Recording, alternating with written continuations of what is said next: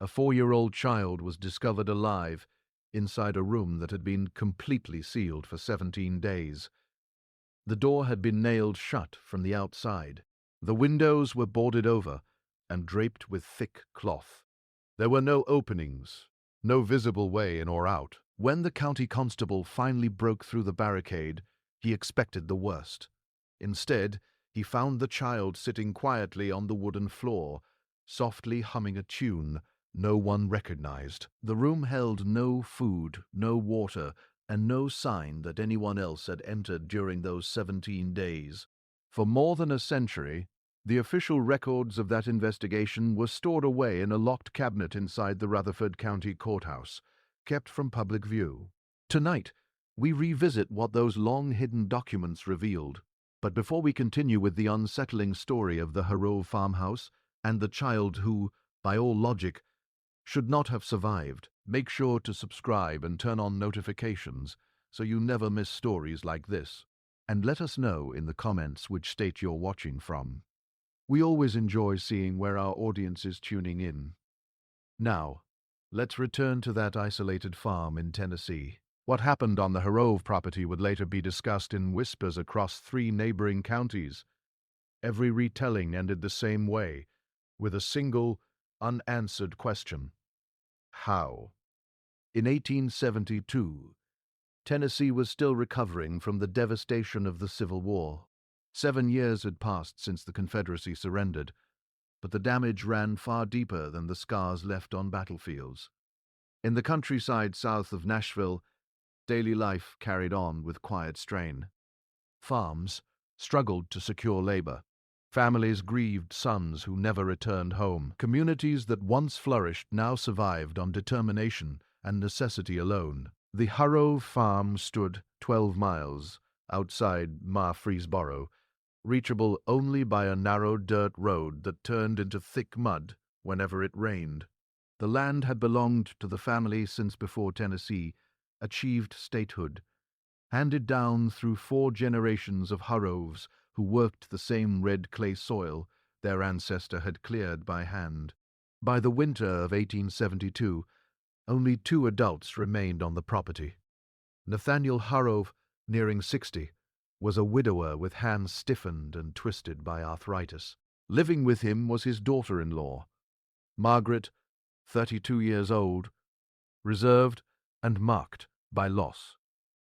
Her husband had been killed at the Battle of Shiloh during the Civil War. Margaret had come to Rutherford County in 1863 as a young war bride.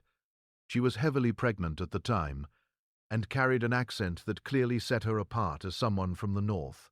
When her husband fell at Shiloh only months after their marriage, she had nowhere else to turn. Nathaniel, grieving the loss of his son, took her into his home without hesitation. She soon gave birth to a boy named Samuel. For 9 years, the 3 of them lived quietly and almost entirely cut off from the outside world. Neighbors seldom visited. The Harrows went into town only when supplies were absolutely necessary. Margaret, in particular, avoided conversation and kept her distance from the community. Those who did encounter young Samuel often remarked on how unusual he seemed. He was quiet, unnaturally so for a child his age. Pale and thin, with large dark eyes, he watched everything around him carefully, yet rarely showed emotion. And then, during the brutal winter of 1872, something happened inside that farmhouse that would defy explanation and leave an entire region searching for answers that never came. That boy never cried. Eliza Tuttle, who ran the general store in Murfreesboro, would later tell investigators not once in all the times his mother brought him to town. Most children that age are running around, getting into everything, making noise. That one just stood beside her, perfectly still, like he'd been carved from soap. The farm itself was unremarkable. A 2-story farmhouse with a sagging porch, a barn that needed repairs, 40 acres of land that Nathaniel could no longer properly maintain. The house had been built in the 1790s, expanded over the decades, and now showed its age in settling foundations and warped floorboards.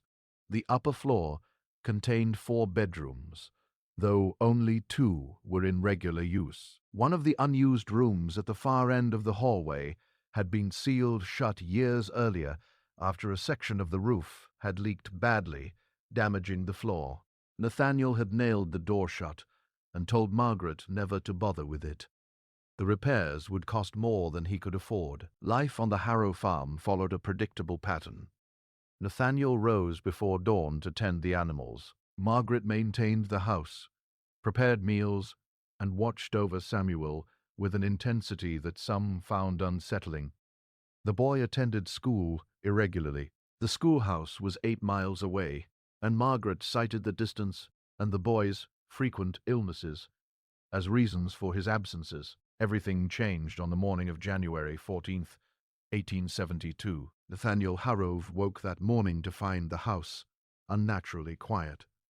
At 60 years old, he had become a creature of routine, and his body registered the wrongness before his mind fully grasped it. No sounds came from the kitchen, no smell of coffee.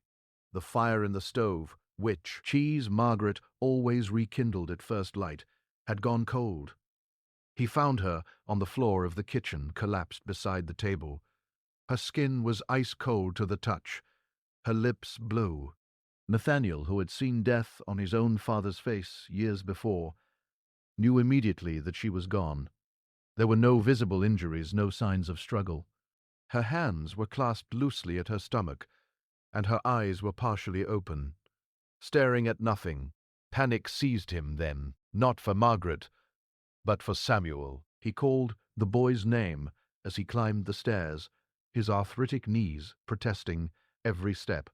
Samuel's small bedroom was empty, the bed neatly made. Nathaniel checked the other rooms, then went back downstairs, calling louder now, his voice cracking with fear. The boy was nowhere. Nathaniel searched the barn, the outbuildings, the yard. The January morning was bitterly cold, frost coating every surface, and the thought of a 9-year-old child out in this weather sent waves of dread through his chest. He was about to run to the nearest neighbor 3 miles away when something made him stop. The sealed room upstairs, the one he'd nailed shut 4 years ago. It was impossible, of course. He'd driven those nails in himself, heavy 8-penny nails through the door frame. But some instinct made him climb the stairs again, moving down the hallway to that closed door. He pressed his ear against the wood. From inside, very faintly, came the sound of humming. A child's voice, soft and tuneless, barely audible through the thick door. Samuel. Nathaniel's voice came out strangled. Samuel, are you in there? The humming stopped. Then, after a long pause, a small voice. Yes, grandfather. How did you get in there, boy? No answer. Samuel, I'm going to open this door. Step back from it. You hear me? Nathaniel tried the handle first, knowing it would be useless. The door was not only nailed shut, but had swollen in its frame from years of humidity. He went to his bedroom and retrieved a crowbar from his tool chest, then returned to work, the nails loose. Each one screamed as he pried it free. There were 12 nails total, each one driven deep into the hardwood frame. When he finally wrenched the door open, the smell hit him first, a thick, stale odor of dust and decay, and something else he couldn't name. The room beyond was dark, the windows boarded over from the inside, just as he'd left them years ago.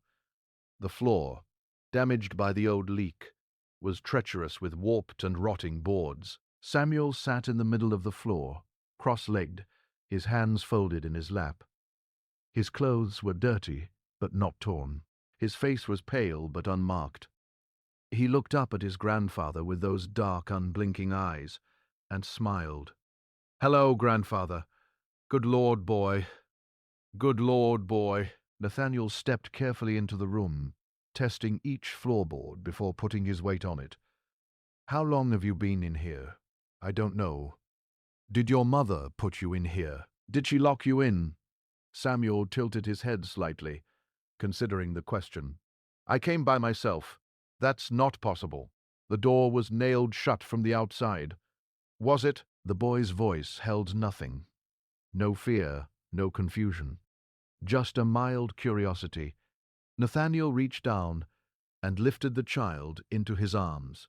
Samuel was lighter than he should have been, all angles and delicate bones, but he didn't struggle or cry. He simply rested his head against his grandfather's shoulder as they left that dark room. It was only later, after Nathaniel had carried the boy downstairs and wrapped him in blankets by the fire, that a terrible thought occurred to him. He climbed back up the stairs, his breath coming in short gasps, and examined the hallway floor outside the sealed room. No dust had been disturbed. The thick layer of dirt and grime that coated the hallway floorboards was completely undisturbed, showing no small footprints, no sign that anyone had walked this way in months. The nails he'd pried loose lay on the floor where they'd fallen, their points still sharp and clean, showing no rust or weathering despite years of exposure. And when he examined the door itself more carefully, he saw something that made his hands begin to shake. The nails had been driven through the wood from the outside. Yes, but the wood around each nail hole showed fresh splitting, as if the nails had been driven in very recently, not 4 years ago. Nathaniel Harrove rode to town that afternoon, leaving Samuel wrapped in blankets on the sofa. He went first to the constable's office, where he reported Margaret's death, then to the doctor. By evening, both men had made the journey out to the Harrove farm. Dr. Edmund Yancey examined Margaret's body where it lay in the kitchen. His official finding was heart failure, which seemed reasonable for a woman of 32 with no visible injuries. But privately he confided to Nathaniel that something troubled him about the case. Her hands, he said quietly as they stood in the parlor. Did you notice her hands? Nathaniel shook his head. The skin on her palms is covered in splinters, fresh ones driven deep, as if she'd been clawing at raw wood for hours. Dr. Yancey paused, choosing his words carefully, and her fingernails, what's left of them, are broken down to the quick. That kind of damage doesn't happen from a simple heart failure. Constable James Riddle, a practical man in his 40s, who had little patience for mystery, was more interested in Samuel. He found the boy still on the sofa, still wrapped in his blanket, staring at nothing in particular. Boy, Riddle said, kneeling down to eye level. I need you to tell me what happened to your mother. Samuel looked at him with those disturbing dark eyes. She went away. To the room upstairs? The sealed room? The one your grandfather had to break open to get you out? Yes.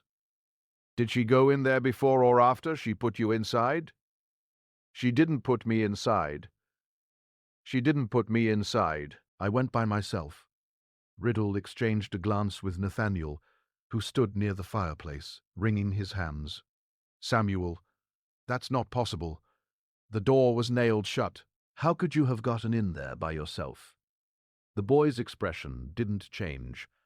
I just walked in through a nailed door. I don't remember it being nailed. The conversation went in circles, yielding nothing. Samuel maintained his story. He had simply walked into the sealed room and waited there. He couldn't say how long he'd been inside, or why he'd gone there in the first place, or what had happened to his mother. Dr. Yancey made one more disturbing observation before he left that night. He took Nathaniel aside, away from the boy's hearing, and spoke in a low voice. Mr. Harrove, when did the child last eat? Nathaniel blinked. I don't rightly know. Yesterday morning, I suppose, before I found Margaret. You're certain it was yesterday? Well, it must have been. Why? The doctor hesitated. Because when I examined the boy just now, I found no evidence of recent food consumption. His stomach is completely empty, and his body shows signs of significant malnutrition, the kind that develops over weeks, not days. Yet he's alert, active, showing no signs of distress. He paused. Mr. Hargrove, I don't know how to say this delicately, but that child appears not to have eaten in quite some time, possibly several weeks. Nathaniel felt the room tilt slightly. That can't be right. Margaret fed him every day. I saw her prepare his meals. Did you see him eat those meals? The question hung in the cold air between them. Nathaniel tried to remember, tried to picture Samuel at the dinner table, and found that he couldn't. The boy was always present. Yes, sitting quietly in his chair, but actually eating, actually raising fork to mouth, chewing, swallowing. Nathaniel couldn't recall a single specific instance. There's something else, Dr. Yancey continued. The room where you found him. You said it had been sealed for 4 years with no food or water inside. That's right. Then he couldn't have been in there for more than a few hours. A child that age would die of thirst in 3 days. Maybe 4 at most. So either he went in there this morning, which means someone else nailed that door shut after he entered. The doctor trailed off, leaving the other possibilities unspoken. But both men knew what he wasn't saying. Either someone else had been in the house that morning, sealing the child in that room, or Samuel Harrove had somehow survived in a sealed space with no sustenance for a period of time that should have been fatal. Margaret was buried 2 days later in the small family cemetery behind the house beside her husband, who had been brought home from Shiloh for burial. Only a handful of people attended: Nathaniel, Samuel, Dr. Yancey, Constable Riddle, and 3 neighbors who came more out of obligation than grief.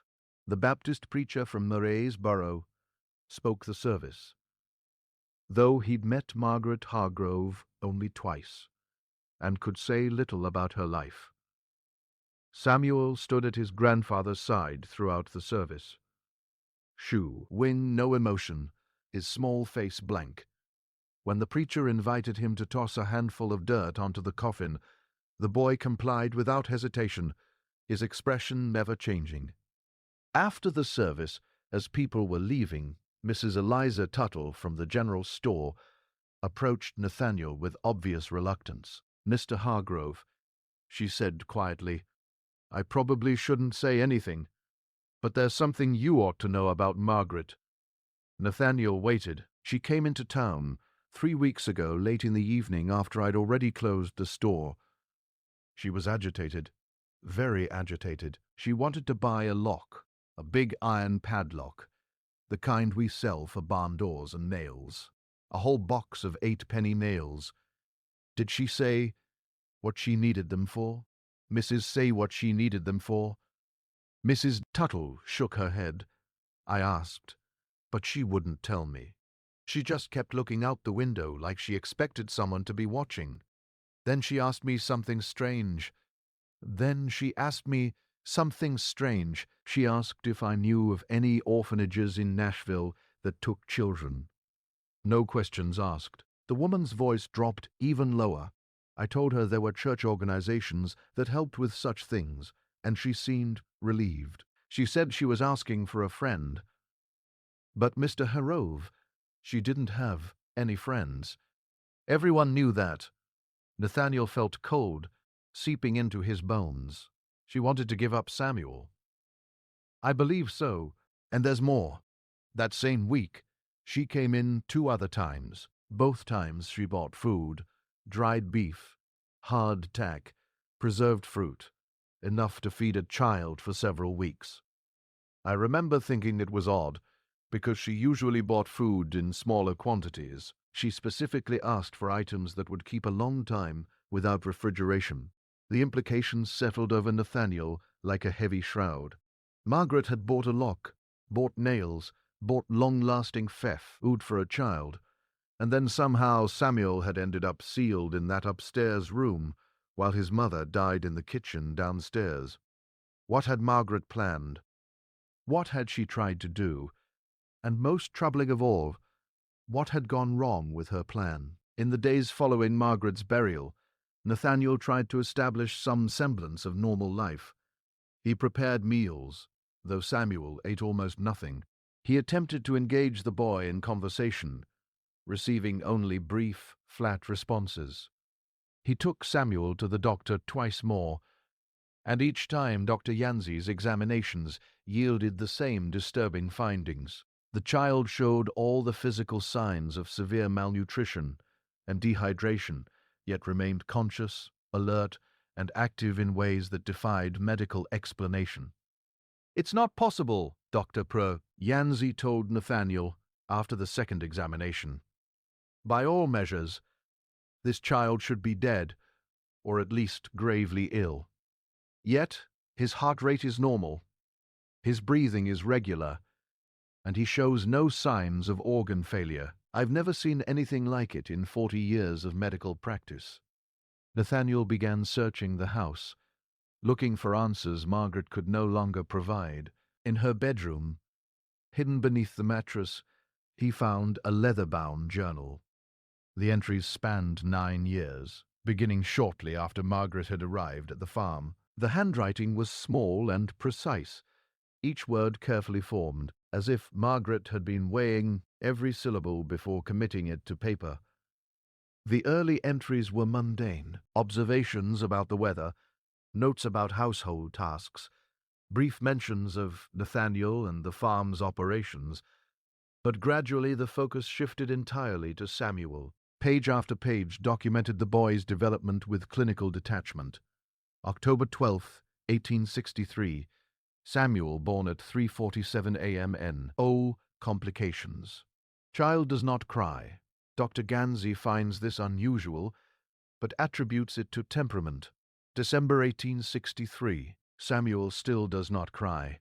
Even when hungry or soiled, he watches everything with intense focus. Sometimes I find him staring at the wall for hours. March 1864. The child has begun to refuse food. He will keep it in his mouth, but will not swallow unless I force him. I worry he will starve. July 1864. Samuel is over 6 months old and has shown no interest in solid food. Drive Yancey is concerned about his weight. I have tried everything. The child simply will not eat. September 1864. Nathaniel asked today why Samuel never makes noise. I told him the boy is simply quiet by nature. The truth is more disturbing. Samuel can speak.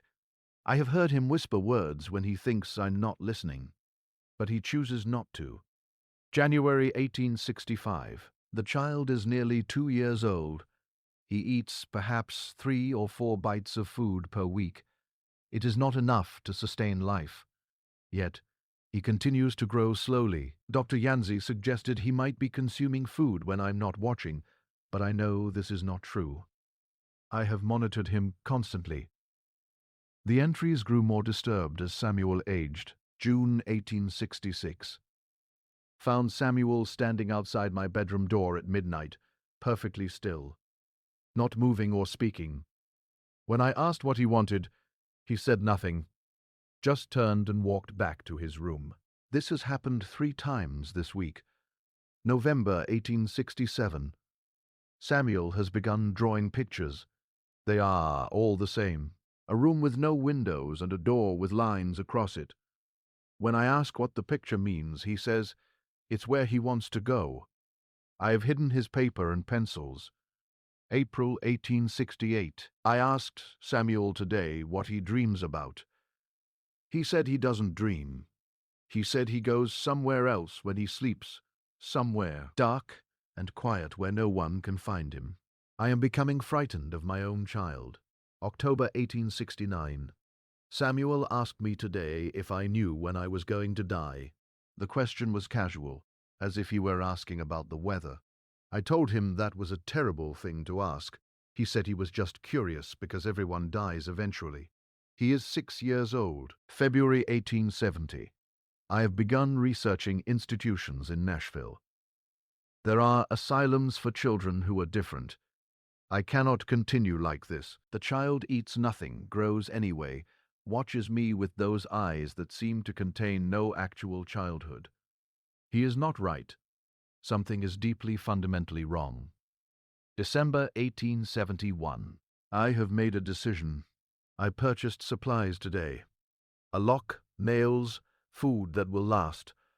I am going to seal Samuel in the upstairs room, the one Nathaniel closed off years ago. I will leave food and water for him. Someone will find him eventually. Nathaniel checks that room occasionally to see if the roof leak has worsened. In a few weeks, he will hear the boy and break the door open. By then, I will have fled to Nashville. I cannot do this anymore. I cannot continue raising something that appears to be a child, but is not. January 13th, 1872. Tomorrow, I will do it tomorrow. I have practiced with the nails and the lock. It will take me 15 minutes to seal the room completely. I have told Samuel he must go upstairs to play a hiding game. He agreed without question. He always agrees to everything. That terrible compliance, as if nothing I do could possibly matter to him. The journal ended there.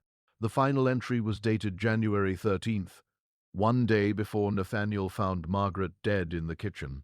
Nathaniel sat in Margaret's room, the journal trembling in his hands. She had planned to seal Samuel in that room. She, had bought the materials, prepared the food, worked out every detail, but something had gone catastrophically wrong. Instead of Margaret sealing Samuel inside and fleeing, Margaret had ended up dead, and Samuel had ended up in the sealed room anyway, with no food, no water, and, according to the evidence, no way to have gotten inside on his own. That night, Nathaniel couldn't sleep. He lay in his bed, staring at the ceiling, listening to the old house settle around him. At some point past midnight, he heard footsteps in the hallway. Soft, careful footsteps, a child's footsteps. They moved slowly down the hallway, paused at the top of the stairs, then continued not down the stairs toward Nathaniel's room, but back along the hallway toward the sealed room. Nathaniel forced himself out of bed, lighting a candle with shaking hands.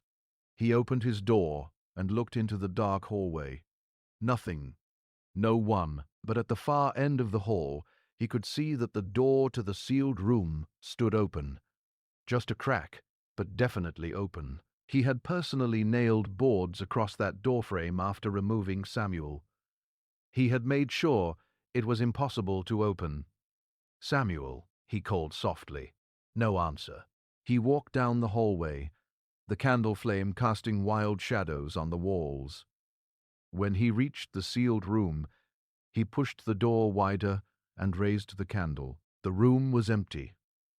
The boarded windows, the rotted floor, the dust-covered surfaces, all exactly as they should be. No sign of Samuel, but in the dust on the floor, he could see small footprints, fresh ones, leading to the center of the room, where they simply stopped as if the person making them had vanished into thin air. Nathaniel backed away slowly, pulling the door shut.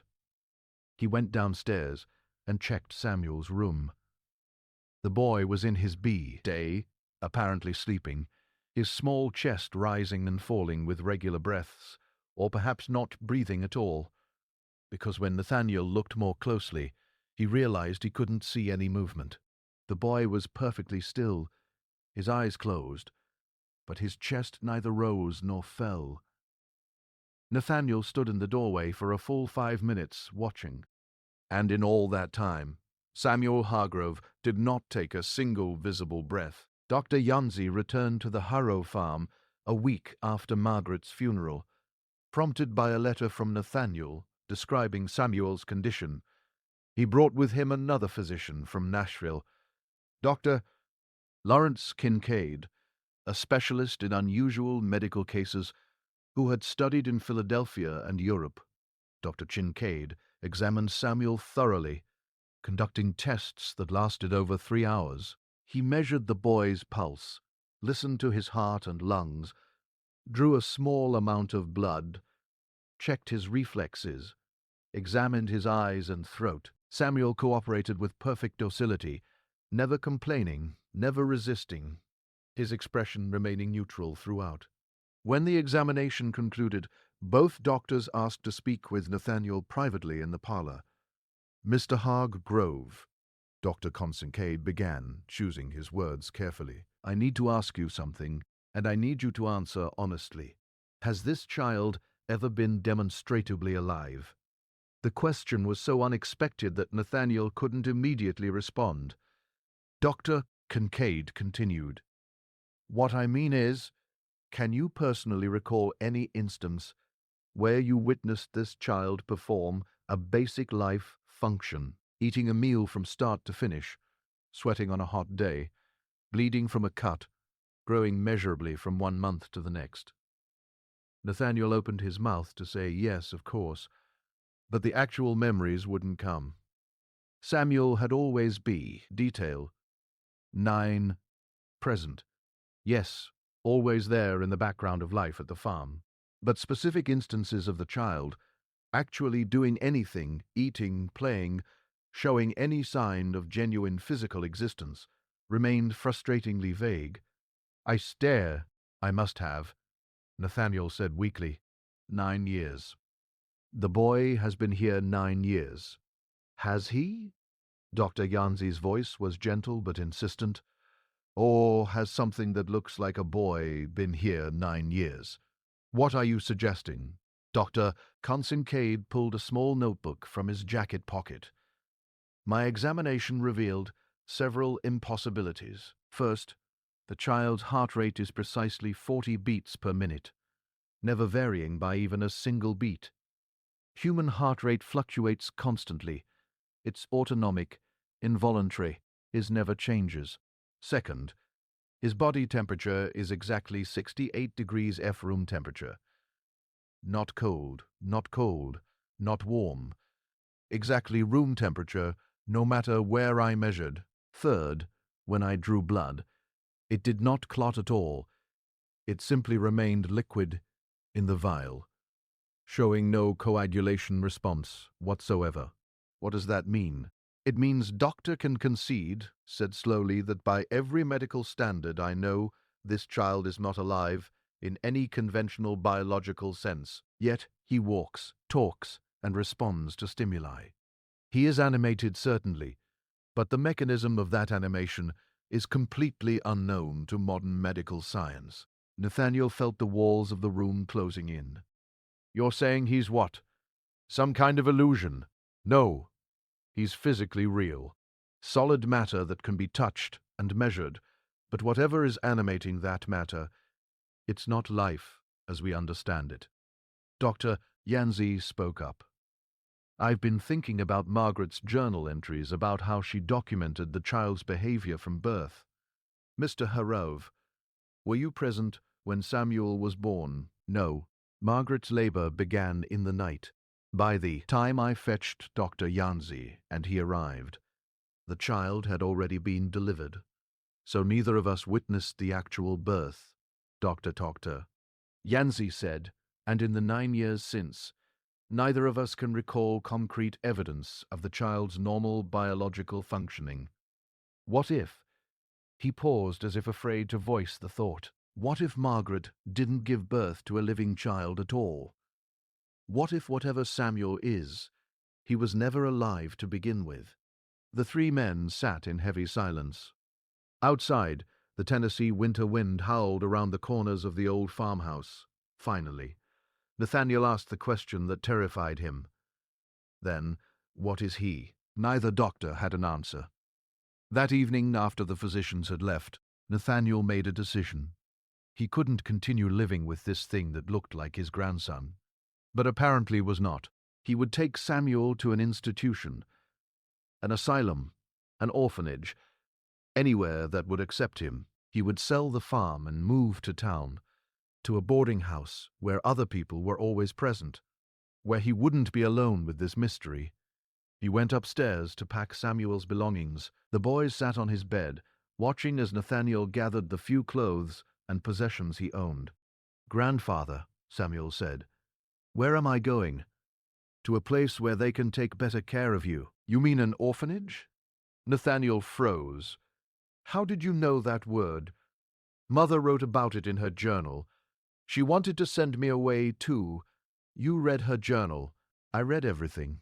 Even when the pages are closed, I can read the words inside them. Nathaniel felt his hands beginning to shake again. Samuel, what are you? The boy tilted his head, considering the question with that same mild curiosity he'd shown when asked how he'd gotten into the sealed room. I'm not sure, he said, Fennel. You, Mother asked me that too, near the end. I tried to explain, but she didn't understand. I don't think anyone can understand. Try to explain now, please. Samuel was quiet for a long moment. When he spoke again, his voice had changed slightly. Still childlike in pitch, but carrying a weight that no child's voice should contain. I remember being born, he said, but before that, I remember not being born. I remember being somewhere else, somewhere dark and quiet and very, very far away. And then I was here in this world, in this body that looks like a boy.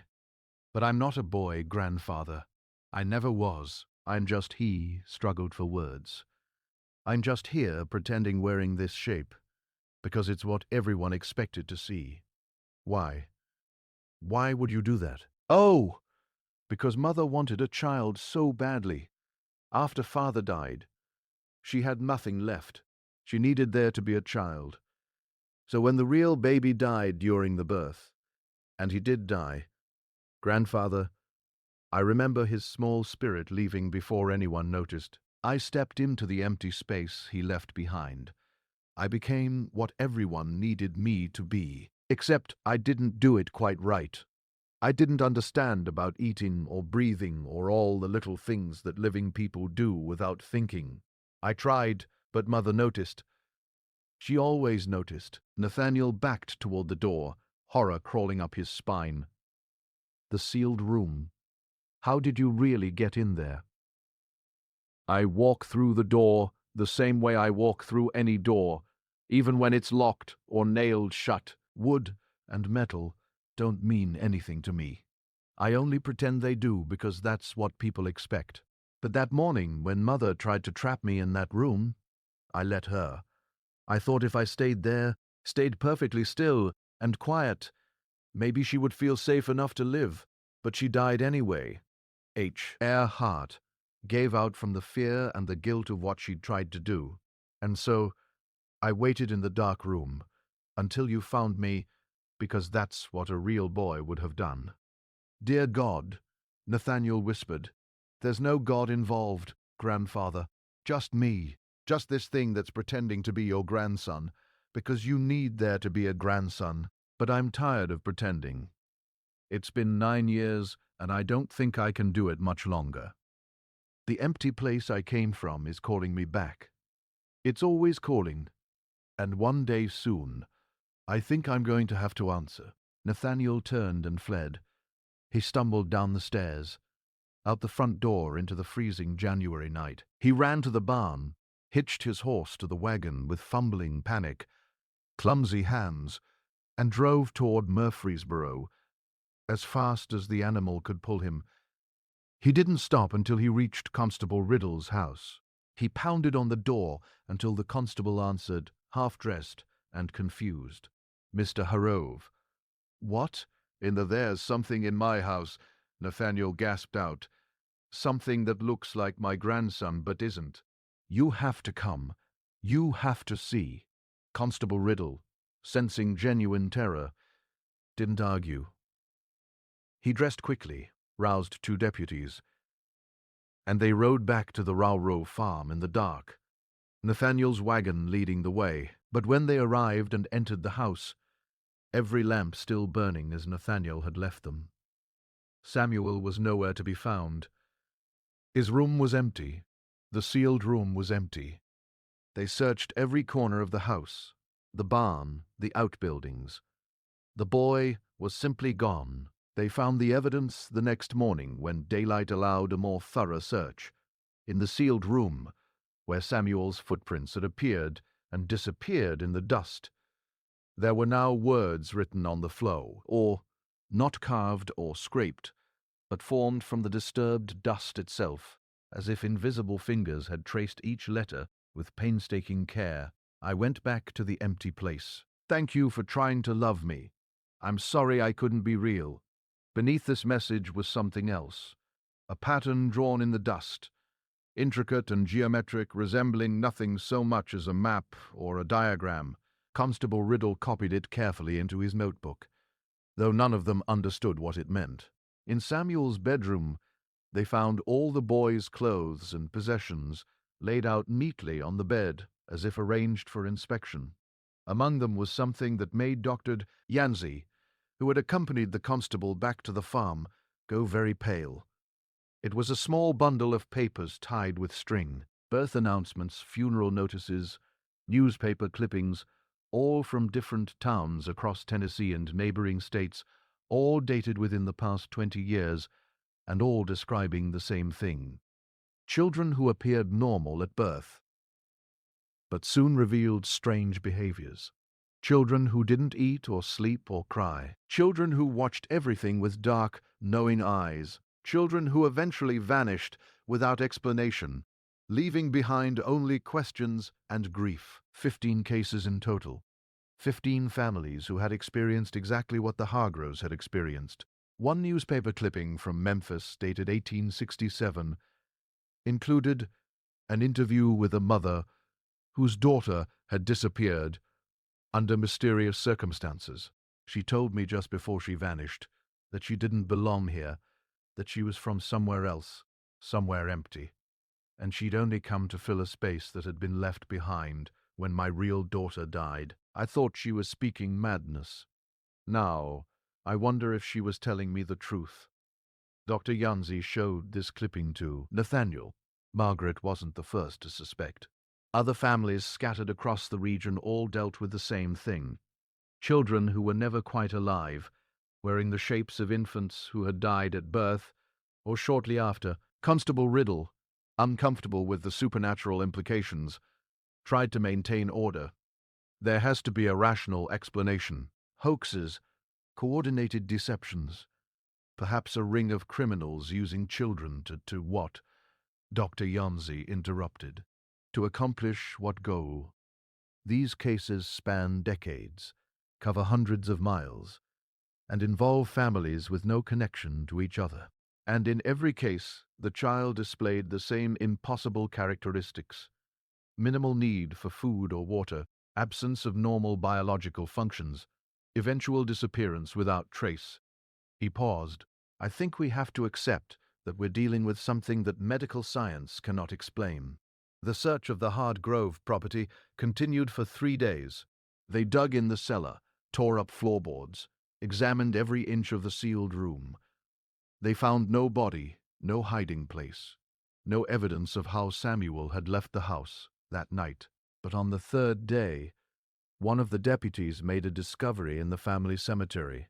Margaret's grave, barely 2 weeks old, showed signs of disturbance. Not on the surface. The dirt mound remained undisturbed.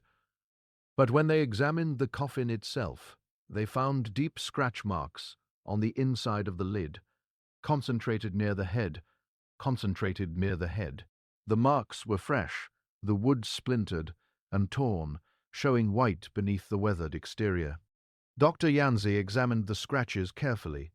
These are consistent with the damage I observed on Margaret's hands. She did this, clawing at wood until her fingers bled and her nails broke. He looked up at the others, but this is her see often. These marks were made from the inside after she was buried. The implication hung in the cold air. Somehow Margaret Hargrove had been alive, or something resembling alive. When they put her in the ground, they exhumed the coffin immediately. When they opened it, they found Margaret's body in a state that defied explanation. There was no decomposition, no smell of decay. She looked exactly as she had the day she'd been buried, her skin still pale but not discolored. Her eyes still partially open. But her hands told a different story. The fingers were shredded, the flesh torn away to expose bone, and clutched in her right hand, they found something that stopped all conversation.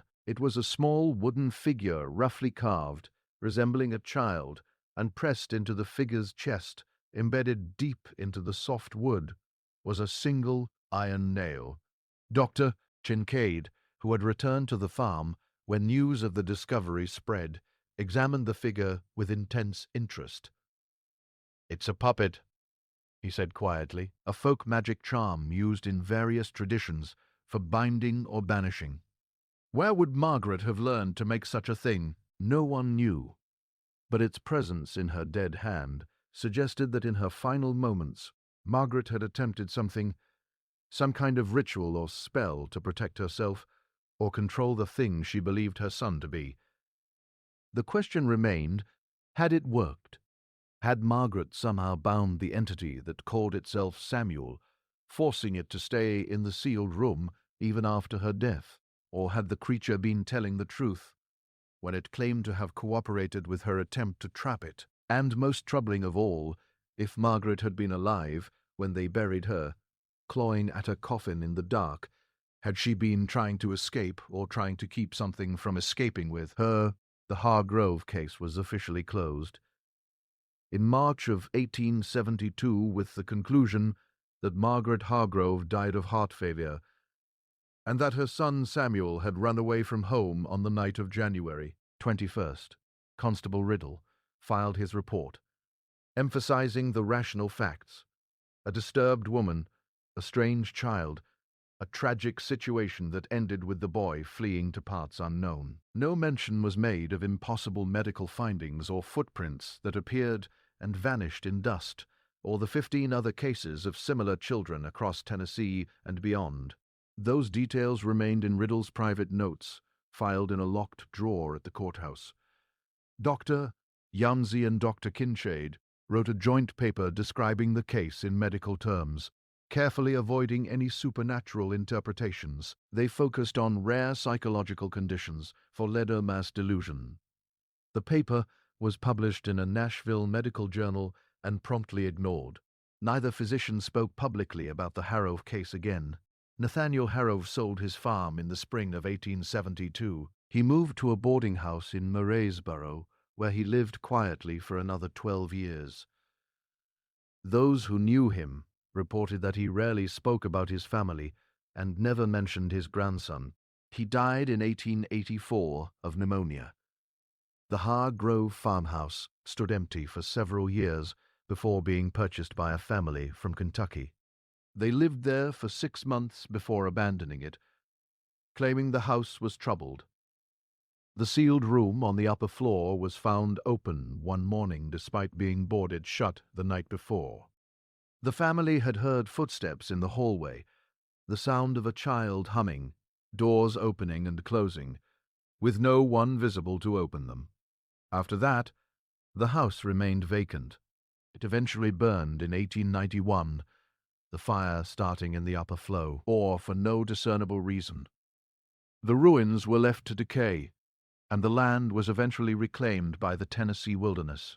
The poet found in Margaret's hand was kept by Dr. Kincaid, who added it to his personal collection of medical curiosities. After his death in 1903, his collection was donated to Vanderbilt University, where it was catalogued and stored in the basement archives. The puppet remained there, largely forgotten, for over a century. In 1987, during a routine inventory of the university's historical medical collection, an archivist named Patricia Collier discovered the poet and became curious about its origins.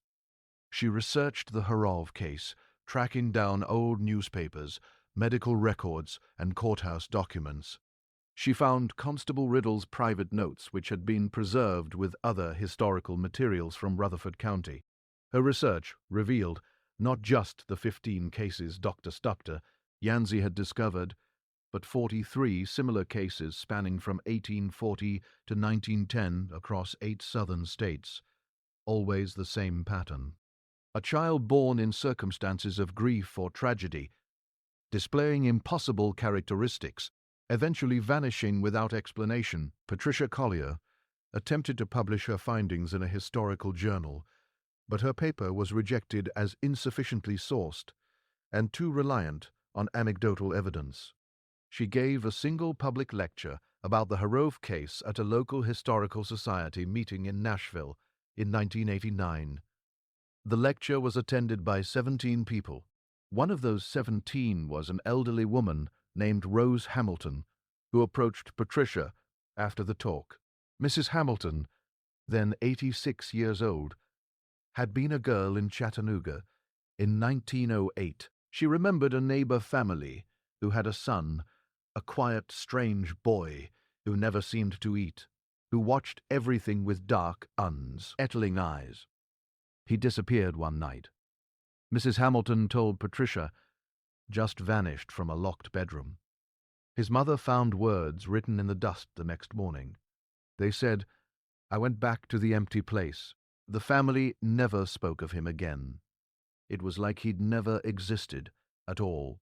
Patricia Collier died in 1992, her research incomplete and mostly unpublished. The puppet from Margaret Hargrove's grave remains in Vanderbilt's archives, catalogued simply as folk magic charm. Tennessee, circa 1872. Today, the old Harrove land lies within a protected forest in Tennessee. Hikers sometimes wander along the faded dirt paths that wind through the hills south of Murfreesboro, unaware of the history buried beneath their feet. The farmhouse itself is long gone, but its stone foundation still rests in the earth, tangled in kudzu vines and wild roses. Some visitors admit they feel unsettled when they reach the site. Not frightened exactly, just uneasy in a way they struggle to explain. In 2003, a group of teenagers exploring the ruins noticed something carved into one of the remaining foundation stones. Time had worn it down, but the design was still visible. A strange geometric symbol. It matched, almost exactly, the same pattern reportedly drawn in the dust of the sealed room 131 years earlier. They took several photographs with a digital camera, intending to upload them online to see if anyone recognized the symbol. But when they reviewed the images later, the carving was gone. In every single photo, the stone had been replaced by the same disturbing image: a dark, empty room. At its center sat a small, child-sized figure. The shape was blurred, its features impossible to distinguish clearly. Yet one detail stood out. It appeared to be staring directly at the camera with dark, unblinking eyes. The teenagers erased the photos. None of them ever returned to the site. Over time, similar reports began surfacing elsewhere, in aging homes across Tennessee, as well as parts of Kentucky and Alabama. The same geometric design has allegedly appeared, traced in dust, scratched into wood, or marked faintly along forgotten walls. Researchers attempting to trace the origin of the symbol often find their investigations circling back to accounts like the Harrove case. Stories of children who seemed slightly wrong. Children who appeared suddenly, behaved strangely, and then vanished just as quietly. No one has ever definitively explained the meaning of the pattern. No one can say what the so-called empty place is, if it exists at all, or why some believe things from there occasionally cross into our world, taking on the form of human children. What makes the legend endure is that the stories have never fully stopped. Even in the 21st century, there are scattered reports, almost always from rural areas, involving children who seem detached, who rarely eat or sleep, who watch others with unsettling stillness, and sometimes those children disappear without warning, leaving behind confusion, heartbreak, and in rare cases, faint markings in dust. One account ends with chilling words reportedly spoken years ago. "I went back to the empty place." Some believe that is where Samuel Harrove remains, in that strange void he once described to his grandfather on his final night at the farm, waiting, watching, until perhaps another opening appears, until another family longs so deeply for a child that they accept whatever arrives, Even if it only imitates life, the sealed room in the Harrove farmhouse no longer exists. It burned down more than a century ago. At somewhere in Tennessee, in forgotten houses and shadowed corners, there may be other sealed spaces, other silent rooms, places where something hums unfamiliar melodies in the dark. So what do you think? Was the Harrove child ever real? Or was this tragedy the result of grief, isolation, and psychological trauma, twisting reality into something